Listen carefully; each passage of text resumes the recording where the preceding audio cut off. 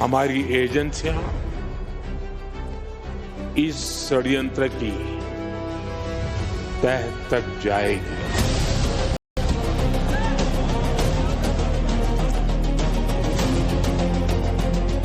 इसके पीछे के षड्यंत्रकारियों को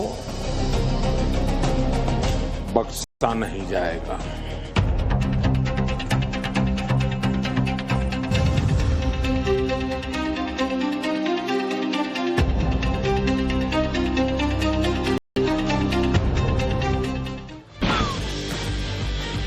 खबर जरूरी है बुलेटिन में आपका स्वागत है और मैं हूं ज्योति मिश्रा। बुलेटिन की शुरुआत बात देश की सबसे बड़ी खबर की करेंगे। दिल्ली में लाल किले के पास 10 नवंबर को जो भयानक धमाका हुआ उसकी जांच में अब रोजाना नए खुलासे हो रहे हैं। सूत्रों के हवाले से जो जानकारी मिल रही है उसके मुताबिक ब्लास्ट में इस्तेमाल i20 कार में कई किलो विस्फोटक भरा हुआ था। माना जा रहा है कि डॉक्टर उमर अपने साथियों की गिरफ्तारी से घबरा गया था और पैनिक मोड में आकर ब्लास्ट को अंजाम दे दिया।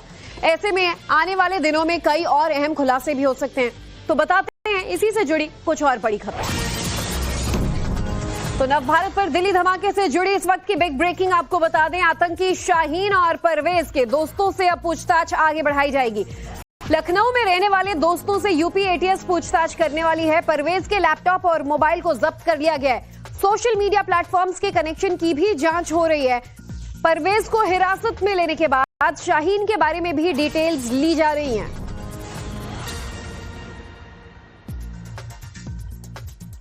तो आतंकी शाहीन और उसके भाई परवेज को गिरफ्तार कर लिया गया है। दोनों ही डॉक्टर थे, दोनों ही इस पूरे मामले में बताया जा रहा है कि जुड़े हुए हैं और जो जैश ए मोहम्मद का महिला विंग है उसकी कमान संभाल रही थी भारत में शाहीन। ऐसे में शाहीन का और किस किस से संपर्क था, किन किन महिलाओं से उसका संपर्क था जो इसके कनेक्शन में आई थी, हर एक पहलू की जांच अब एटीएस द्वारा की जा रही है। और लखनऊ में इनसे जुड़े कई और लोगों से, दोस्तों से यूपी पुलिस की पूछताछ होगी, यूपी एटीएस की पूछताछ होगी।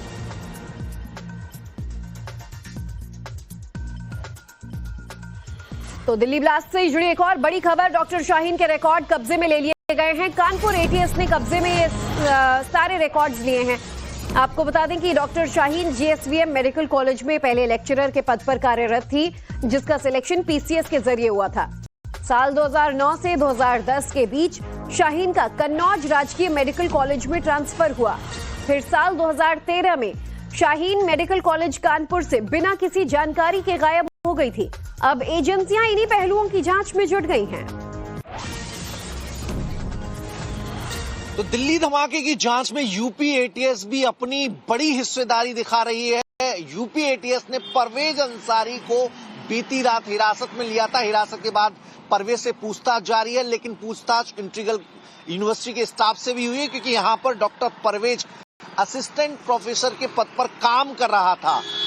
ये जानकारी मिली है कि एक हफ्ते पहले ही डॉक्टर परवेज ने यहाँ से इस्तीफा दिया था, वो नहीं आ रहा था, जिसके बाद उसने इस्तीफा मेल के जरिए यहाँ पर भिजवाया था। इंटीग्रल यूनिवर्सिटी में बीते करीब 2 साल से डॉक्टर परवेज काम कर रहा था। एटीएस की टीम जब यहाँ पहुंची तो स्टाफ से पूछताछ हुई है, किन लोगों से मिलना जुलना परवेज का रहा करता था, क्या परवेज के संपर्क में यहाँ के कुछ लोग हो सकते हैं। इस संभावना पर भी यूपी एटीएस की टीम काम कर रही है। यूपी एटीएस की टीम ने परवेज के पास से एक लैपटॉप और मोबाइल को भी कब्जे में लिया है, उसे जांच के लिए भेजा गया है। सोशल मीडिया अकाउंट की भी जांच की जा रही है। डॉक्टर शाहीन के बारे में जितनी जानकारी मिल सके वो परवेज से निकाली जा रही है, क्योंकि जब डॉक्टर शाहीन लखनऊ आती थी तो उसके लखनऊ दौरे में कई लोगों से मेल मुलाकात की खबरें मिली हैं।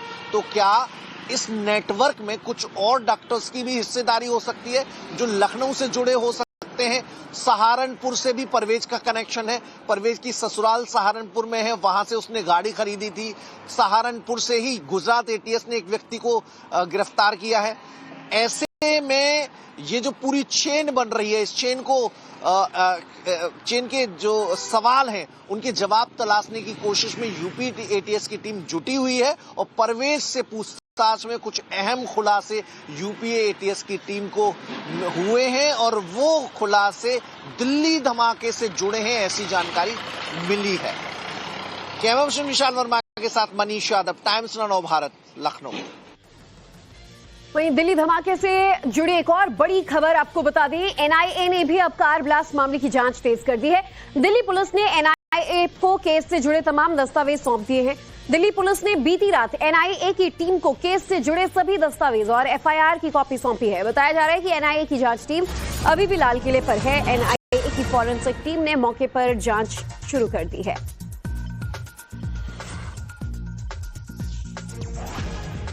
तो आपको बता दें कि अब जांच जो है इस पूरे ब्लास्ट की एनआईए द्वारा की जा रही है। एनआईए की फॉरेंसिक टीम मौके पर पहुंची थी। कल भी तमाम सबूतों को जुटाया गया था और आज भी कई पहलुओं को जुटाया जा रहा है, जिससे हर एक पहलू की जांच की जा रही है कि आखिर ब्लास्ट को कैसे अंजाम दिया गया, प्लान्ड था या हड़बड़ी में हुआ ब्लास्ट था, एक्सप्लोजिव्स जो इस्तेमाल हुए वो क्या क्या थे, रूट क्या था, शख्स जो इसमें इन्वॉल्व है वो कौन कौन थे, और कई बड़े खुलासे इस पूरे मामले को लेकर आगे किए जा सकते हैं। तो दिल्ली ब्लास्ट मामले में सबसे बड़ा खुलासा, बीते 10 दिनों से अल फलाह यूनिवर्सिटी में ही कार खड़ी थी, I-20 कार, जिसका इस्तेमाल धमाके में किया गया। डॉक्टर मुजम्मिल की कार के बराबर इस कार को पार्क किया गया था। 29 अक्टूबर से लेकर 10 नवंबर तक ये कार यूनिवर्सिटी में ही पार्क थी। 10 नवंबर को घबराए डॉक्टर उमर ने कार को यहां से निकाला। कार को पहले वो कनॉट प्लेस ले गया, फिर मयूर विहार ले गया, फिर चांदनी चौक मस्जिद पार्किंग में कार को पार्क किया। हाई ग्रेड मिलिट्री एक्सप्लोजिव का भी इस्तेमाल हुआ है, ऐसा खुलासा हुआ है। मॉड्यूल का हैंडलर विदेशी हो सकता है।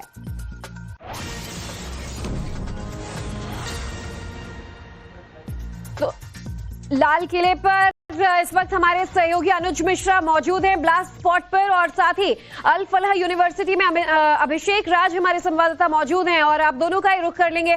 अभिषेक, सबसे पहले तो आपसे जानना चाहेंगे, अल फलाह में कल जिस तरह दिन भर छानबीन हुई और जो बड़े खुलासे हुए वो और ज्यादा शॉकिंग है कि ये I-20 10 दिन तक यूनिवर्सिटी में खड़ी रही, ना किसी ने छानबीन की, ना कोई पूछताछ हुआ, एक्सप्लोजिव पहले से उसमें था या बाद में लाकर रखा गया। इन तमाम पहलुओं को लेकर कई सवाल उठने लगे हैं। देखिए, बिल्कुल अल फलाह यूनिवर्सिटी में कल देर रात तक जो पूछताछ है, जो जांच है, वो चली है। और अब जो नई बात निकल के सामने आ रही है, जो नया खुलासा हुआ है, वो ये पता चला है कि 10 दिनों तक जो कार है I-20 वो इसी यूनिवर्सिटी के अंदर जो कैंपस है वहां पर हॉस्टल के नीचे पार्क थी, जहां मुजम्मिल की कार पार्क थी, उसके ठीक बगल में वो कार 10 दिनों तक पार्क थी। और उसके बाद 10 तारीख को, यानी कि जिस दिन ये ब्लास्ट होता है, उस दिन जो ये गाड़ी है वो सुबह यहां से निकलती है और उसके बाद वो पहले सीपी पहुंचती है, दिल्ली के कनॉट प्लेस पहुंचती है, मयूर विहार जाती है और उसके बाद वो लाल किले की पार्किंग में जाकर रुक जाती है। अब 10 दिनों तक इस कार के अंदर क्या हो रहा था, ये जांच का विषय है, एजेंसियां जांच कर रही हैं। लेकिन अगर मैं बताऊं आपको तो अल फलाह यूनिवर्सिटी से महज 500 से 700 मीटर की दूरी पे ही वो घर है जहां से बड़ी संख्या में जो कि एक्सप्लोजिव मटेरियल है वो फरीदाबाद पुलिस और JNK पुलिस जो है उसने जब्त किया था। इसके अलावा मुजम्मिल की गिरफ्तारी के बाद बहुत सारी बातें जो हैं वो इस पूरे मामले में साफ हो रही हैं।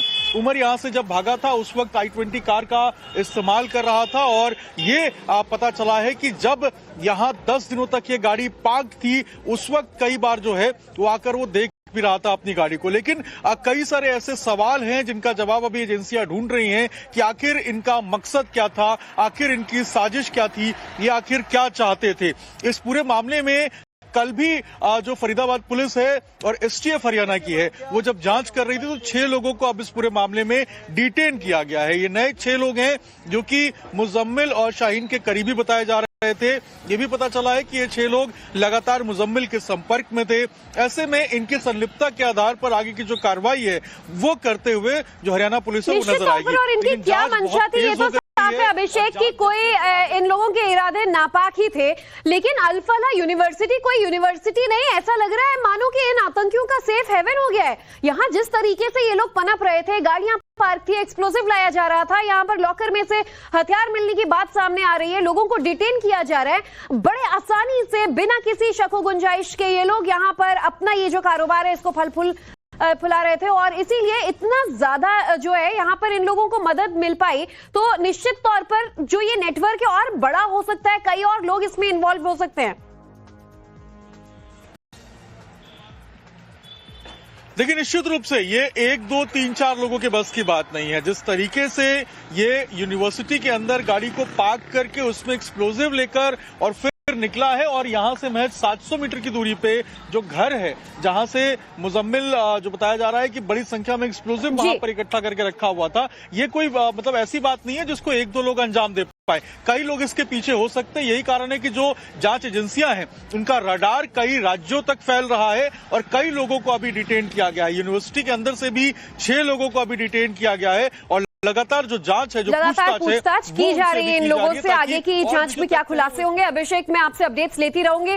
फिलहाल लाल किले का रुख कर लेते हैं। अनुज हमारे साथ ब्लास्ट स्पॉट से मौजूद हैं। अनुज, जिस जगह ब्लास्ट हुआ, हालांकि अब पूरे इलाके को कॉर्डन ऑफ किया गया है, लाल किले को बंद कर दिया गया है, एनआईए जो है वो जोर शोर से जांच कर रही है, लेकिन एक बात जो अब तक साफ नहीं हुई कि क्या ये प्लान्ड ब्लास्ट था या जिस तरह की अटकलें या फिर बातें एनआईए कह रही है कि चलती कार में हुआ। जिस स्पॉट पर आप मौजूद हैं, क्या लगता है कि कोई प्लान करके साजिशन यहां पे ब्लास्ट को अंजाम देंगे या फिर एक पैनिक मोड में यहां पर ये ब्लास्ट हुआ होगा, ऐसा अनुमान लगाया जा रहा है?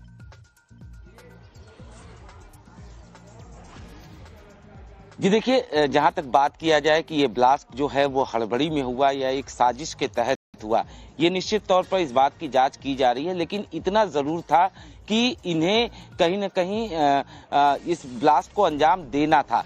जाहिर तौर पर इसी वजह से गाड़ी को जिस तरीके से चुना गया, उसके बाद विस्फोटक को फरीदाबाद में जिस तरीके से इकट्ठा किया गया और भारी मात्रा में विस्फोटक इकट्ठा किया गया, जांच एजेंसी इस बात की जांच कर रही है कि क्या इनके टारगेट पर सिर्फ लाल किला था या कई और इलाके थे, कई और जगहें थी, और इसी वजह से इस जांच का दायरा जो है वो धीरे धीरे अब बढ़ता जा रहा है। एनआईए ने कल केस को टेक ओवर किया है और एनआईए की टीम जो है वो मौके पर आज भी पहुंची है, अपने फोरेंसिक एक्सपर्ट के साथ पहुंची है। जाहिर तौर पर इस पूरे मामले के तार जिस तरीके से कहीं न कहीं सीमा पार से जुड़ते हुए नजर आ रहे हैं, ऐसे में एनआईए इस बात की जांच कर रही है कि इसमें सीमा पार से क्या साजिश रची गई, क्या इनको मोहरा बनाया गया, ये इन तमाम चीजों को लेकर जांच की जा रही है। इसी वजह से एनआईए की टीम न सिर्फ ब्लास्ट स्पॉट की बात की जाए, बल्कि एनआईए की टीम जो है वो कश्मीर में भी जो संदिग्ध पकड़े गए हैं उनसे भी एनआईए की टीम जो है वो पूछताछ करेगी, सबको आमने सामने बैठाकर पूछताछ करेगी ताकि इस पूरे मामले की कड़ियां जोड़ी जा सके। जिस तरीके से दिल्ली ब्लास्ट की कड़ी जो है वो कहीं न कहीं फरीदाबाद मॉड्यूल से जुड़ा और उसके बाद जम्मू कश्मीर तक ये पहुंचा, ऐसे में निश्चित तौर पर इसमें संदेह करना बिल्कुल ये कहा जा सकता है कि इस पूरे प्लान को किस तरीके से काफी समय से रचा गया, साजिश रची गई और इसे फिर अंजाम देने की कवायद की गई। हालांकि सही कह रहे हैं अनुज, काफी टाइम से साजिश रची जा रही थी और काफी बड़े प्लान को अंजाम देने की साजिश रची जा रही थी। वो तो गनीमत हो कि वक्त रहते इन लोगों के पहले ही जो मंसूबे हैं उनको नापाक कर दिया गया था, एक्सप्लोजिव जो हैं वो बरामद कर लिए गए थे, कई साथियों को हिरासत में लिया गया था। आप दोनों बने रहिएगा हमारे साथ। अनुज, अभिषेक आगे भी अपडेट्स लेंगे, लेकिन फिलहाल इस बीच दर्शकों के लिए बड़ी जानकारी, दिल्ली धमाके से जुड़ी एक और बड़ी खबर। सहारनपुर में 3 संदिग्धों से भी पूछताछ हो रही है। यूपी एटीएस अभी इन संदिग्धों से पूछताछ कर रही है। तीनों डॉक्टर अदील के करीबी बताए जा रहे हैं। एटीएस ने तीनों को हिरासत में लिया, एक को देवबंद और 2 को सहारनपुर से हिरासत में लिया गया है। तो बड़ी खबर, 3 और डॉक्टर जो अदील के करीबी बताए जा रहे हैं हिरासत में लिए गए हैं, एक देवबंद से, 2 सहारनपुर से। देखिए, सहारनपुर तक भी इनका रैकेट जो है वो पहुंचा हुआ था, जहां से पहले गिरफ्तारियां हुई, और अब इस पूरे मामले में कई और लोगों तक जांच का दायरा पहुंचता जा रहा है और इनसे अब पूछताछ की जा रही है। तो वहीं दिल्ली ब्लास्ट से जुड़ी जो बड़ी खबर है, आपको बता दें, यूपी के कई शहरों में एनआईए ने बड़ा एक्शन लिया है। महिलाओं की जानकारी भी अब इकट्ठा की जा रही है।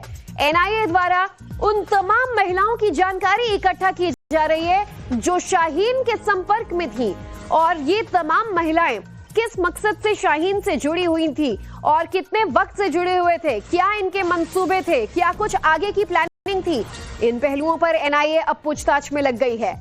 लखनऊ से लेकर कानपुर और सहारनपुर तक में यूपी एटीएस अब जोरदार एक्शन मोड में है। आपको बता दें कि शाहीन जैशे मोहम्मद की महिला विंग जमात उल मोमिनात की हेड थी और उससे पाकिस्तान में बैठे हैंडलर ने शाहीन को कुछ महिलाओं को अपने साथ जोड़ने के लिए कहा था। ऐसे में एटीएस शाहीन के साथ काम करने वाली महिला डॉक्टर्स की भी पड़ताल कर रही है। शाहीन के सोशल मीडिया प्लेटफॉर्म शाहीन के पिता, शाहीन के भाई से जो जानकारी ली गई उसके आधार पर कुछ महिला डॉक्टर्स के बारे में पता भी चला है। पुलिस उन तक पहुंचने की कोशिश भी कर रही है। तो देखिए, जिस तरीके से अब एक एक कर ये पूरा जांच का दायरा है वो बढ़ता जा रहा है। अभिषेक, आपसे भी हम जानना चाहेंगे कि ये एक फरीदाबाद मॉड्यूल का खुलासा हुआ था जिससे सुनकर हम हैरान थे, लेकिन उससे भी बड़ी शॉकिंग बात है ये डॉक्टर मॉड्यूल। 1, 2, 3 नहीं, अब तो ये नेटवर्क बढ़ता चला जा रहा है। एक जाल सा फैला हुआ था। अब न सिर्फ शाहीन शहीद के महिला डॉक्टर्स जो उसके संपर्क में थे, बल्कि 3 और डॉक्टर्स भी जो देवबंद और सहारनपुर से गिरफ्तार हुए। क्या ये कंफर्म हो गया ये सभी डॉक्टर थे, ये आपस में मिले हुए थे, ये सब किसी बड़ी साजिश को अंजाम देने में लगे हुए थे? देखिए, बिल्कुल एक बाकायदा टेलीग्राम चैनल बना था। टेलीग्राम चैनल पे सारे लोग कनेक्टेड थे। वहां पर कुछ जो लिटरेचर्स थे वो भी शेयर किए जाते थे। इन लोगों की आपस में बातचीत होती थी और आप समझिए कि अगर ये बात नहीं खुलती तो कितनी बड़ी साजिश को ये अंजाम देने में शायद सफल हो पाते। ये बात तब खुली जब जम्मू कश्मीर पुलिस सहारनपुर पहुंचती है और सहारनपुर से आदिल जो है उसको गिरफ्तार करती है एक प्राइवेट कॉलेज से। आप समझिए, जम्मू कश्मीर के श्रीनगर में जिस तरीके से जैश ए मोहम्मद के पोस्टर्स लगाए गए थे उसकी जांच के सिलसिले में जो जम्मू कश्मीर पुलिस है वो यूपी पहुंची थी और उसके बाद लोकल पुलिस की सहायता से आदिल को गिरफ्तार किया था। उसके बाद जब आदिल ने बताया कि मुजम्मिल जो है वो फरीदाबाद में रहता है और इतनी बड़ी संख्या में एक्सप्लोजिव जो है वो उसके पास है, उसके बाद फरीदाबाद में अल-फलाह यूनिवर्सिटी के जो डॉक्टर मुजम्मिल है उसके ऊपर कार्रवाई की गई, उसको अरेस्ट किया गया और यहां से महज 500 से 700 मीटर की दूरी पे एक कमरा बाकायदा उसने किराए पर रखा था। उस कमरे के अंदर बड़ी संख्या में जो एक्सप्लोजिव मटेरियल है वो उसने छिपा के रखा था। तो आप समझिए कितनी बड़ी एक षड्यंत्र ये लोग प्लान कर रहे थे और इसमें 1, 2, 3, 4 नहीं बल्कि कई और किरदार हैं जिनका बेपर्दा होना बहुत जरूरी है। और यही कारण है कि एनआईए हो, एनएसजी हो या फिर जो दिल्ली पुलिस की स्पेशल सेल हो, वो अपने अपने तरीके से अभी जांच कर रहे हैं और एक बार जब फाइनल जो इनका इनपुट आएगा उसके बाद ये साफ हो पाएगा कि आखिर इन सभी लोगों की मंशा क्या थी और ये प्लान क्या कर रहे थे। लेकिन अब तक जो चीजें स्पष्ट हुई है कि देश के दिल यानी कि दिल्ली के आसपास इतने बड़े नापाक मंसूबों को अंजाम दिया जा रहा था, आतंक का ये इतना बड़ा कुनबा फल फूल रहा था। बहरहाल अब एक एक कर ये बड़े खुलासे जरूर हो रहे हैं, लेकिन एक ब्लास्ट से दिल्ली दहल उठी और इसमें 12 लोग अपनी जान गंवा चुके हैं। इसके लिए इन्हें बख्शा नहीं जाएगा। अनुज का भी रुख कर लेती हूँ। अनुज, जो I-20 फरीदाबाद से होते हुए बदरपुर बॉर्डर से दिल्ली में एंटर करती है, उसके रूट पर अगर हम नजर डालें तो ये पहले सीपी जाती है कनॉट प्लेस, जो कि बहुत ज्यादा पॉपुलेटेड यानी कि ऐसा एरिया है जहां पर रोजाना दिल्ली की सबसे ज्यादा जनता आती जाती रहती है। फिर ये शख्स मयूर विहार जाता है, फिर उसके बाद ये चांदनी चौक पार्किंग आता है। क्या ये माना जाए कि इन जगहों की भी रैकिंग कर रहा था और साजिश ये भी हो सकती है कि दिल्ली में सीरियल ब्लास्ट को अंजाम देना था, उसके लिए अलग अलग जगहों पर भी जाकर इन लोगों ने देखा होगा?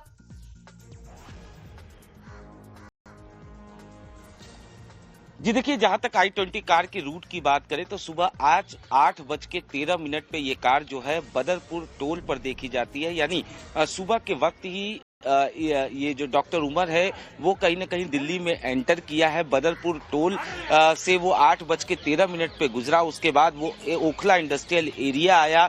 8:20 का ये समय था। उसके बाद वो कहीं ना कहीं नई दिल्ली के इलाके में आया, कनॉट प्लेस मयूर विहार के इलाके में पहुंचा और उसके बाद वो लाल किले के पास सुनहरी मस्जिद के पास जो पार्किंग है वहां पहुंचता है 3:19 के आसपास, जहां पर वो गाड़ी को पार्क करता है और उसके बाद 6:39 पर गाड़ी वहां से निकलती है और 6:52 पर यहाँ पर धमाका होता है। बड़ी बात यह है कि करीब 3 घंटे तक गाड़ी जो है वो पार्किंग में ही खड़ी थी। इस दौरान डॉक्टर उमर जो है वो गाड़ी से निकलता नहीं है, वो कार के अंदर ही बैठा रहता है। ऐसे में सवाल ये उठता है कि आखिरकार कार के अंदर बैठे रहने के पीछे उसकी मंशा क्या थी? क्या वो कुछ सोच रहा था? क्या वो कुछ प्लानिंग कर रहा था? ये तमाम चीजें जो हैं इसकी जांच की जा रही है। ये भी जांच के दौरान इनपुट मिला था कि डॉक्टर उमर अकेले नहीं था, तो उसके साथ आखिर वो दूसरा शख्स या तीसरा शख्स कौन था? क्योंकि जो सीसीटीवी की तस्वीरें सामने आई हैं उसमें गाड़ी में एक ही शख्स दिख रहा है। तो क्या जो दूसरे शख्स की बात की जा रही है वो बाहर से निर्देश दे रहा था या रास्ते में कहीं पर इनकी मुलाकात हुई थी। अनुज, मैं अपडेट्स आगे भी आपसे लूंगी, लेकिन इस बीच एक और बड़ी खबर जरा दर्शकों तक पहुंचा दें। आज जांच के लिए श्रीनगर पहुंच रही है एनआईए की टीम। डॉक्टर अदील मुजम्मिल समेत 4 आतंकियों से पूछताछ की जाएगी। सभी आतंकियों से जॉइंट इंटरोगेशन किया जाएगा। कल सभी आतंकियों से 10 घंटे तक पूछताछ हुई थी। आतंकियों के पाकिस्तान लिंक की भी जांच हो रही है कि इनका आका कौन है, बॉर्डर पार बैठे किस शख्स से ये लोग आदेश ले रहे थे। जैश मॉड्यूल के पाकिस्तानी हैंडलर की भी पहचान हो गई है। तो बड़ी खबर, जम्मू कश्मीर पुलिस की गिरफ्त में डॉक्टर अदील मुजम्मिल और 4 आतंकी हैं जिनसे अब पूछताछ की जाएगी और इसके लिए बाकायदा एनआईए की टीम श्रीनगर पहुंच रही है, जहां पर इन आतंकियों से जॉइंट इंटरोगेशन किया जाएगा। अभिषेक, क्या कुछ अपडेट्स?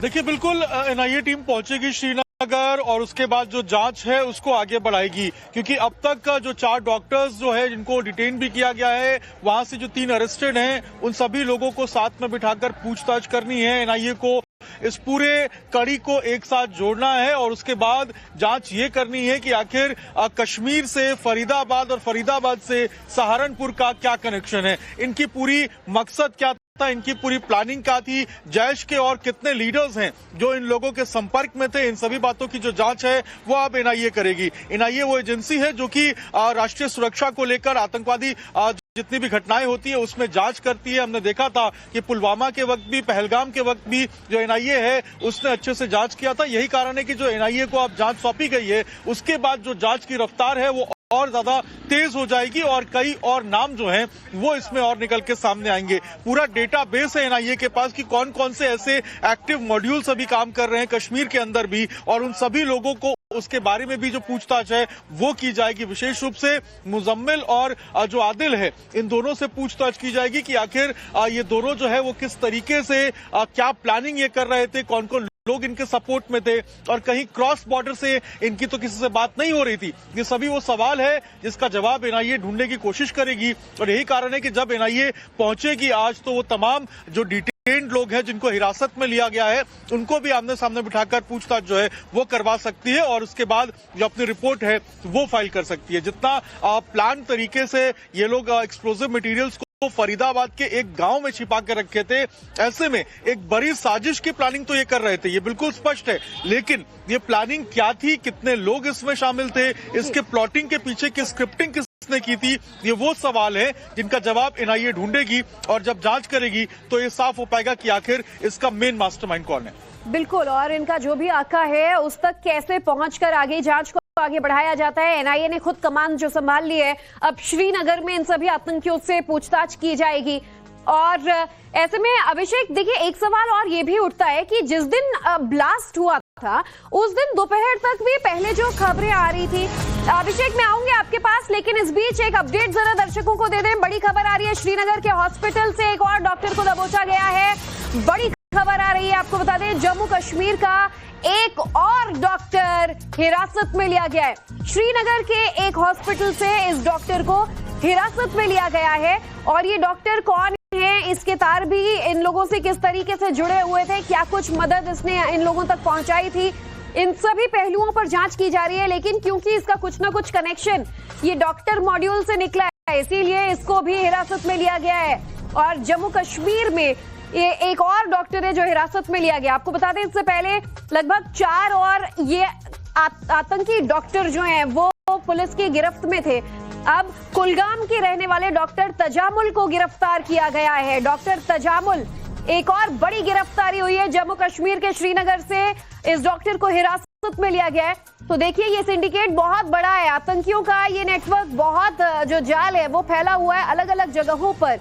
और जो कुछ और डॉक्टर्स भी गिरफ्तार हुए जिसमें डॉक्टर अदील, डॉक्टर उमर का भी नाम आता है, ये लोग भी अनंतनाग, श्रीनगर, इन तमाम जगहों पर पहले काम कर चुके हैं और अब श्रीनगर के हॉस्पिटल से डॉक्टर तजामुल को गिरफ्तार किया गया है।